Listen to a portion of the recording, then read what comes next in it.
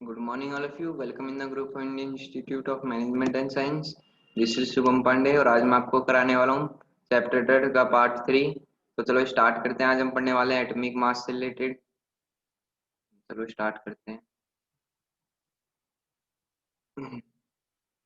उसके बाद मैं आपको मॉलिक्यूलर मास निकालना भी बताऊंगा कैसे निकालते हैं। Let's start. Atomic mass and atomic mass unit. Atomic mass and atomic mass unit ये क्या होता है? सबसे पहले एटॉमिक मास क्या होता है? एटॉमिक मास होता है, एटॉमिक मास होता है जैसे प्रोटॉन प्लस में न्यूट्रॉन। एक ही एलिमेंट का, एक ही एटम का या फिर एक ही एलिमेंट का समूह प्रोटॉन प्लस में न्यूट्रॉन का समूह, इसको हम क्या बोलते हैं? एटॉमिक मास बोलते हैं। Atomic mass, atomic mass. Is that clear? Atomic mass की डेफिनेशन क्या हुई कि एक ही एलिमेंट का या फिर एक ही एटम का, जैसे कार्बन है, कार्बन का एटॉमिक मास क्या है? आपको पता नहीं होगा, क्यों मैंने बताया नहीं। एटॉमिक मास उसका, एटॉमिक नंबर है 6। नंबर क्या है? 6 है। लेकिन मास क्या है उसका? मास उसका 12 है, 12 पॉइंट समथिंग है। ठीक है। इट मींस ये जो एलिमेंट है, सिंगल एलिमेंट, इसके ही प्रोटॉन्स और इसके ही न्यूट्रॉन्स का जो सम कहलाता है उसको हम क्या बोलते हैं? एटॉमिक मास बोलते हैं। क्या बोलते हैं? Atomic mass. यहाँ तक आ गई बात समझ में? क्लियर करते हैं।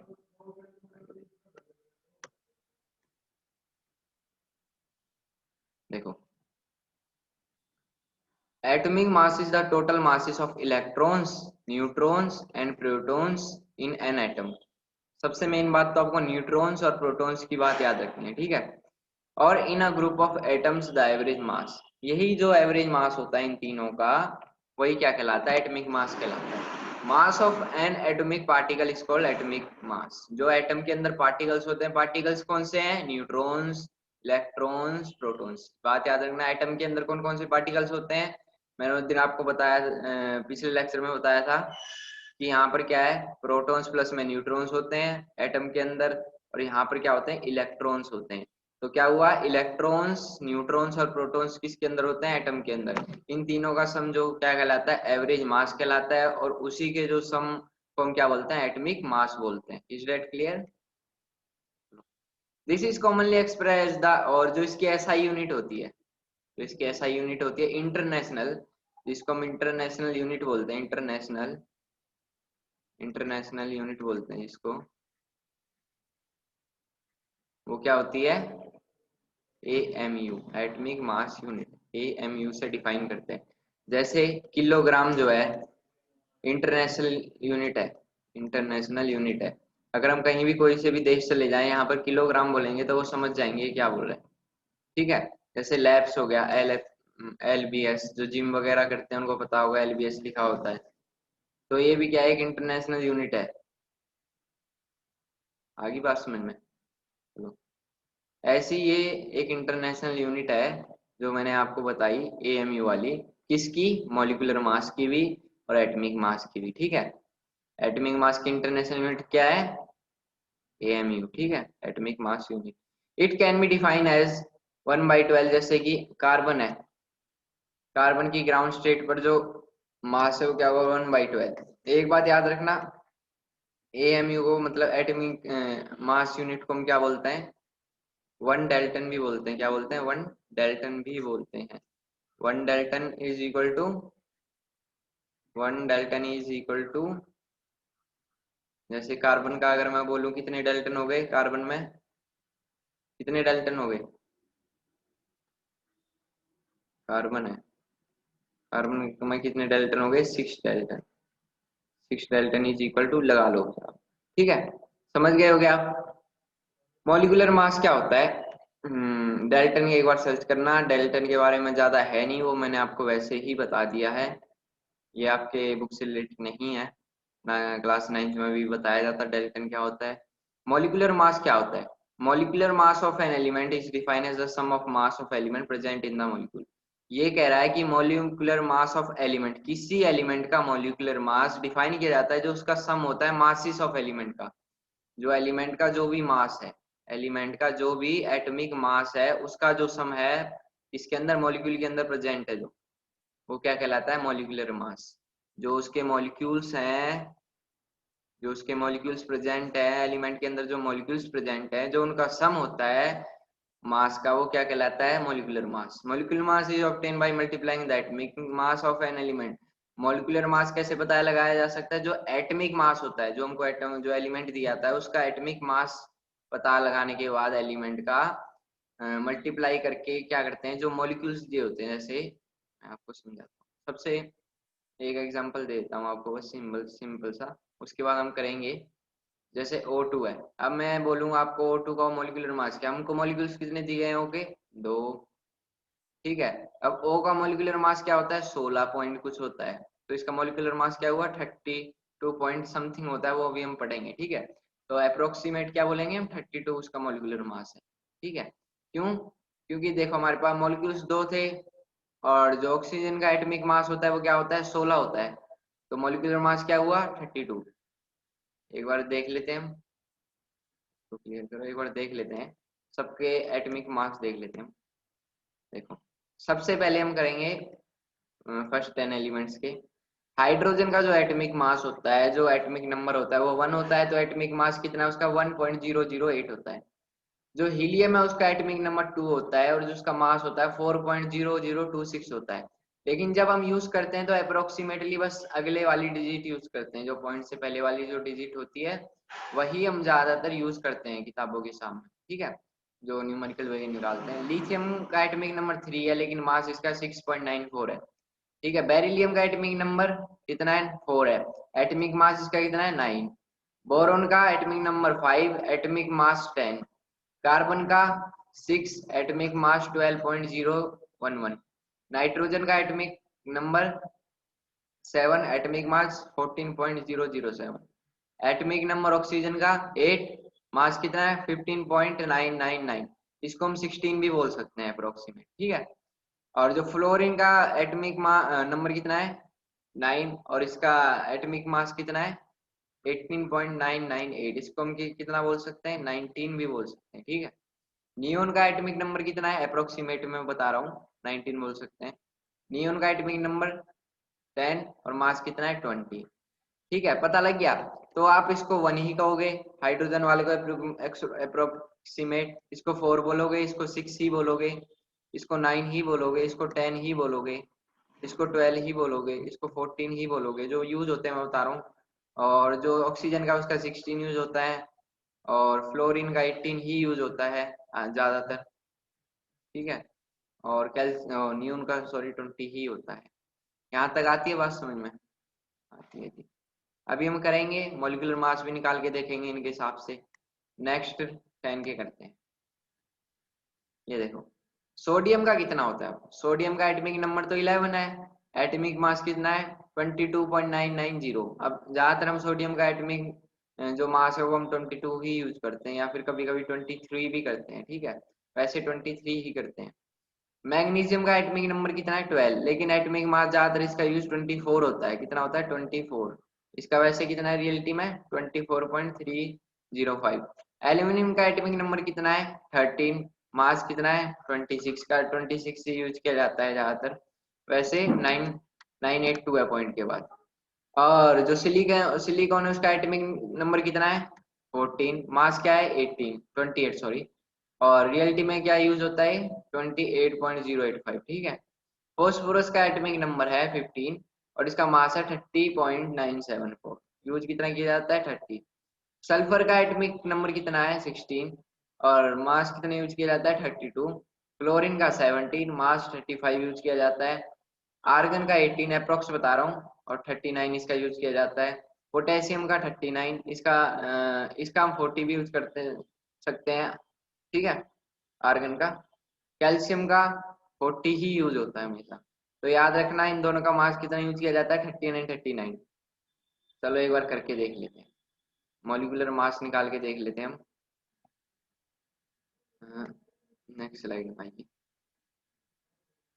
अब ध्यान दो, Na2SO4, मुझे पता है कि Na का, सबसे पहले हम Na का मास लिखेंगे। Na का एटॉमिक नंबर कितना है 11, तो मास कितना है 22 है। ठीक है 22 है, 22 है।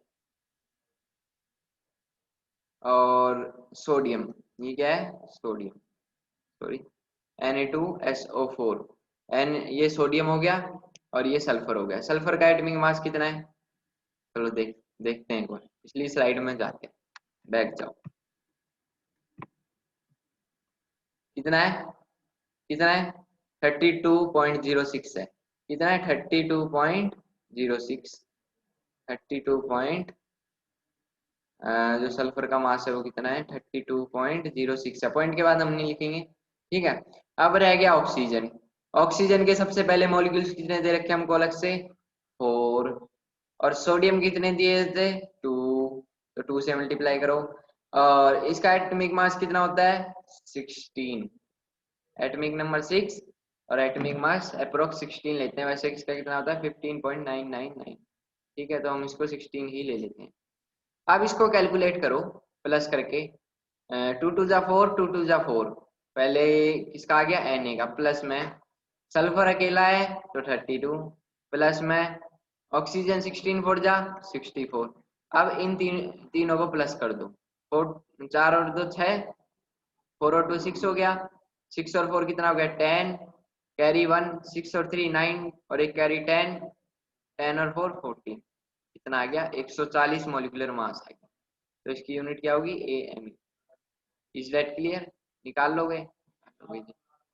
अब C6H12O6 का, पहले 6 कार्बन का मॉलिक्यूलर मास कितना होता है, hydrogen helium lithium beryllium boron carbon, 6 number पे इसका एटॉमिक मास होता है 12, मॉलिक्यूल्स कितने हैं इसके 6।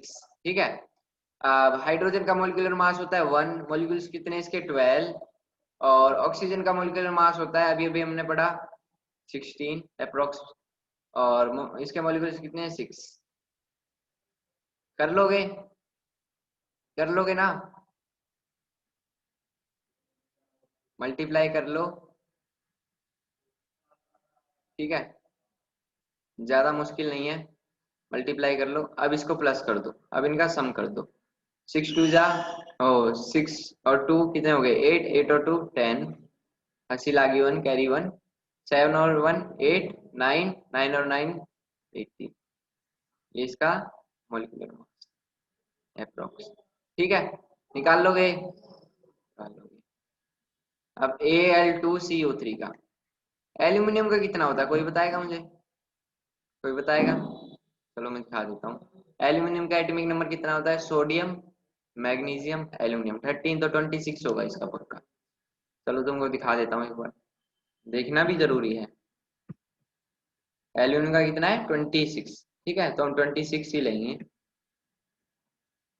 एल्यूमिनियम का कितना है 26, इसके कितने मॉलिक्यूल्स हैं 2, ऑक्सीजन का कितना होता है 16, इसके कितने मॉलिक्यूल्स हैं 3, तो इनका सम कर देंगे। 26 और 2 कितना हो गया 2 6 जा 12, और 1 2 2 जा 4 और एक 5 52 हो गया यहाँ पर। 16 3 जा कितना होता है 48 होता है, और इसका सम कर दो 10 5 और 4 9, कितना हो गया अप्रोक्सीमेट 100 इसका मॉलिक्यूलर मास आ गया। तो आपको मॉलिक्यूलर मास निकालना आ गया, कैसे निकालते हैं मॉलिक्यूलर मास।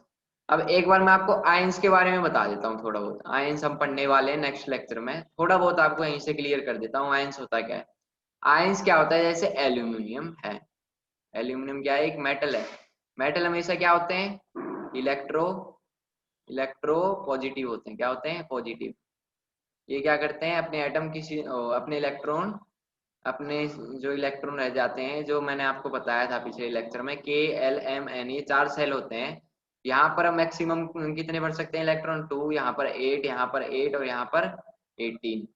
तो मैंने क्या बोला आपको, जो एल्यूमिनियम है उसका एटॉमिक नंबर 13 होता है। जब मैं इसका एटॉमिक फील करूंगा इसके अंदर, तो कितने करूंगा, पहले में 2 आए, इसमें छोटा बना दो, इसमें 2 आए, इसमें कितने आएंगे 8, 4 हो गए 5 6 7 8, 8 हो गए। ठीक है, 8 होने के बाद अब हम देखते हैं कि ये जो 8 हो गए, अब हमारे पास कितने रह गए, 3 रह गए, क्योंकि इसका एटॉमिक नंबर 3 है। जब मैं इसमें 3 भरूंगा, 1 2 3, और एम वाले में कितने आने चाहिए, 8। तो 8 इसकी मैक्सिमम है, लेकिन इसके अंदर 3 फिल हो पा रहे हैं।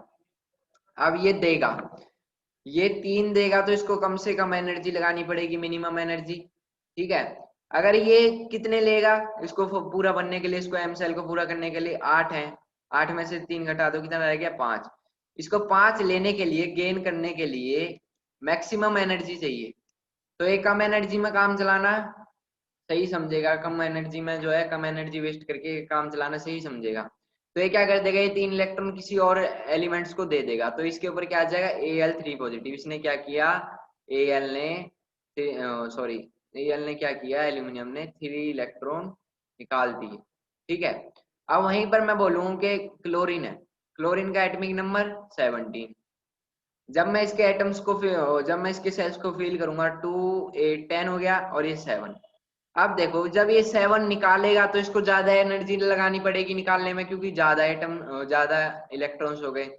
अब ये एक, इसको अपना जो थर्ड वाला सेल है, जो एम सेल, उसको फिल करने के लिए कितने की जरूरत है, 1 की। तो ये इलेक्ट्रॉन क्या करेगा, ले लेगा, गेन कर लेगा। और गेन करते समय इसको मिनिमम एनर्जी लगानी पड़ेगी। ठीक है, मिनिमम एनर्जी लगानी पड़ेगी, तो ये अपना ये इलेक्ट्रॉन फिल करने के लिए क्या करेगा, गेन कर लेगा। क्लोरीन ने क्या किया, क्लोरीन ने क्या किया, 1 इलेक्ट्रॉन ले लिया। ठीक है, 1 इलेक्ट्रॉन ऐड कर लिया। ठीक है, यही जो है हम आयंस में पढ़ने वाले हैं कि गेन और लॉस कैसे होता है, कौन से पे पॉजिटिव चार्ज आता है, कौन से उस पे एलिमेंट्स पे नेगेटिव चार्ज आता है। Thank you, have a nice day. कल आयंस के बारे में पढ़ेंगे, मोलर मास कैसे निकालते हैं वो पढ़ेंगे। Good bye.